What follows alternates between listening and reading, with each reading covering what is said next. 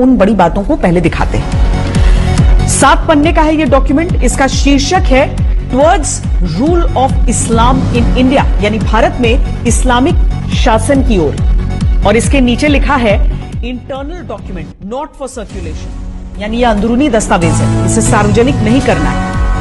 इस डॉक्यूमेंट में क्या क्या लिखा हुआ है वो समझिए। दूसरे पन्ने में लिखा है कि भारत में 9 जिलों में मुसलमानों की आबादी 75% से अधिक है।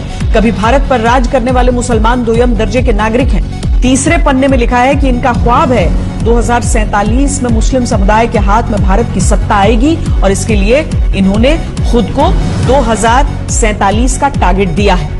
और यह दावा किया गया है कि अगर 10% मुस्लिम आबादी भी पीएफआई के साथ आ जाए तो बुज़दिल समुदाय को घुटने टेकने पर मजबूर कर दिया जाएगा। और भारत में इस्लामिक सत्ता स्थापित करने के लिए 4 चरण की प्लानिंग बताई गई। पहले चरण में मुसलमानों में एकजुटता बनाना, काडर का विस्तार करना, भारत के बजाय मुस्लिम पहचान स्थापित करना और तलवार या रॉड से हमले की ट्रेनिंग देनी होगी। इसे फिजिकल एजुकेशन यानी पीई कहा जाएगा।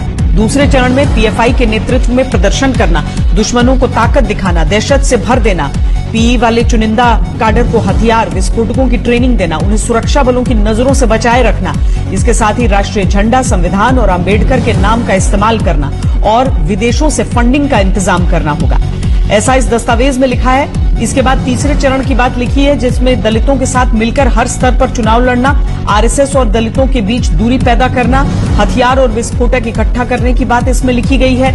चौथे चरण में पीएफआई मुस्लिम समुदाय का एकमात्र नेतृत्व होगा, दूसरे मुस्लिम संगठन दरकिनार कर दिए जाएंगे।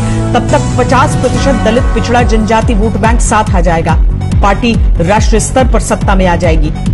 इसी सीक्रेट दस्तावेज के 6ठे पन्ने पर यह बताया गया है कि पीएफआई के काडर को हथियारों और विस्फोटकों की ट्रेनिंग कैसे दी जाएगी, कहां से ट्रेनर आएंगे, कहां हथियारों का जखीरा जमा किया जाएगा। और 7वें पन्ने पर लिखा गया है कि संघ और हिंदूवादी नेताओं के निजी जानकारियों का डेटाबेस तैयार रखा जाएगा।